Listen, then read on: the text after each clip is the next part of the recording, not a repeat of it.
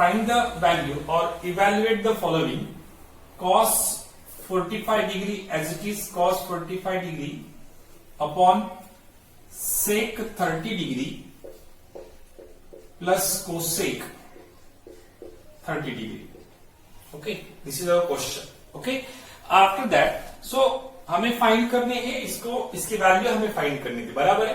So value find करने के लिए सबसे पहले हमें वो टेबल पता होना चाहिए. Now here the value of cos 45. So cos 45 is equal, this is cos theta 45 degree angle, and cos 45 is equals to 1 by root of 2. So right here the value of cos 45 is equals to 1 by root of 2, that is 1 by root of 2 upon the value of sec 30. Now this is a sec ratio and 30 degree angle. So sec 30 is equals to 2 upon root of 3. So right here 2 upon root of 3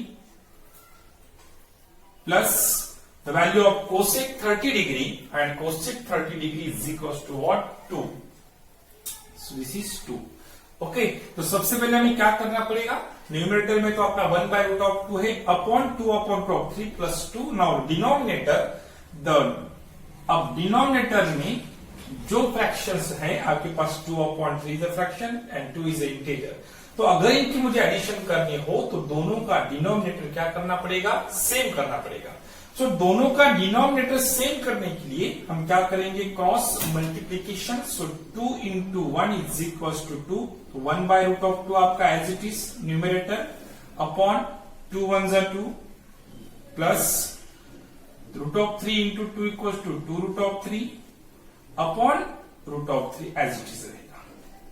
okay, now in next step अब हम क्या करेंगे, अब तो denominator equal बन गया था, उसको हमने कॉमन भी कर लिया.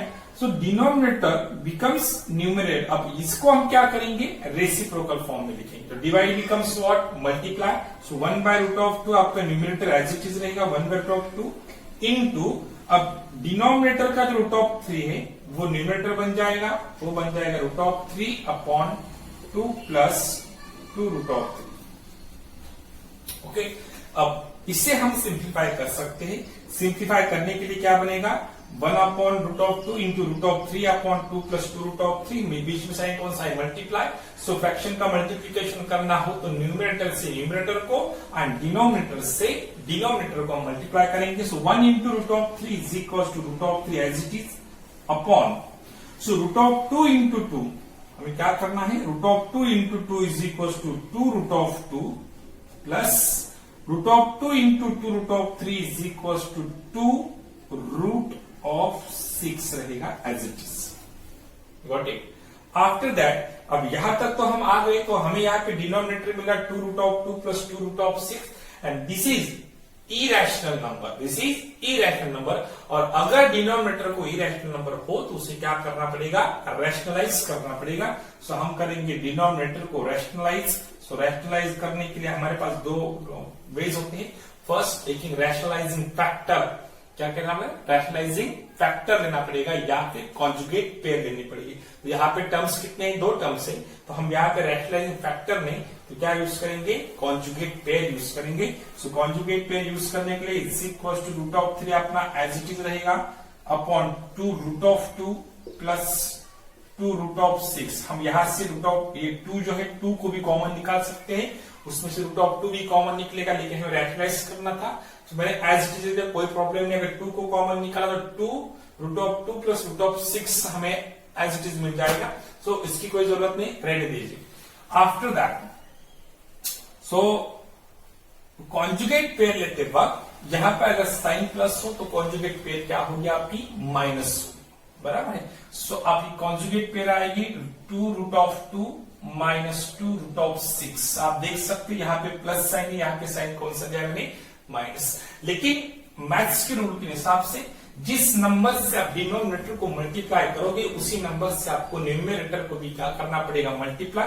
सो right here 2 root of 2 minus 2 root of 6. Same number से हम न्यूमरेटर एंड डिनोमिनेटर को क्या करेंगे, मल्टीप्लाई करेंगे. सो हमें क्या आंसर मिलेगा, देख लो. अब ये मल्टीप्लीकेशन इनका बनेगा root of 3 into 2 root of 2 is equal to 2 root of 6 minus √3 into 2 √6 is equal to 2 √18 बनेगा। 3 6 18 अपॉन है आपका ये as it is 2 plus 2 into 2 minus 2 जब हम कॉन्जुगेट पेयर लेते हैं उसका मीनिंग ही यह होता है कि suppose let us consider that 2 as a and 2 as b. So a plus b, then we get a plus b into what? A minus b.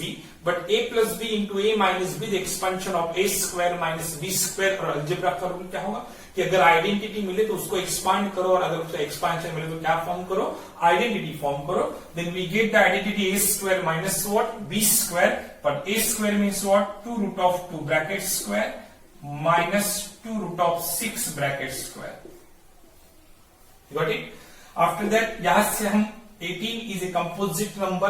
Similarly 6 is also composite number. लेकिन 6 को जब हम factorise करेंगे तब हमारे पास ऐसे factor नहीं मिलेंगे कि कोई उसका परफेक्ट स्क्वायर हो. 6 के अपने पास फैक्टर हो गए 2 into 3, but 2 is not a perfect square. Similarly 3 is also not a perfect square. So 2 हम as it is देंगे. 2 साइन रहेगा minus, so 2 into bracket √18 is also composite number. It is composite itself. So composite number हो तो हम उसको क्या करेंगे? Factorise करेंगे. We have the factor of 18 as 9 into 2 and 9 is the perfect square of 3. So ये factor 100% possible है. 9 into 2. So 9 को हम रूट के बाहर निकालेंगे. जब लेकिन 9 को रूट के बाहर निकालेंगे so 9 का क्या बन जाएगा? Square root, that is 3 upon हमारा यहाँ पे स्क्वायर है इसलिए 2 का स्क्वायर रहेगा 4 इंटू स्क्वायर रूट कैंसिल, 4 2 8 हो जाएगा, माइनस यहाँ पे 2 स्क्वायर 4 इंटू 6 रहेगा is equal to 2 minus 2 into 9 को बाहर निकाला उसका 3 बन जाएगा, √2 बनेगा अपॉन हमारा साइन है 4 2 8 minus 4 6 24. You got it? After that हम यहाँ पे करेंगे 2 माइनस 2 3 6 अपॉन -18 16 और -16. अब यहां से हम 2 को कॉमन निकाल सकते हैं, बराबर.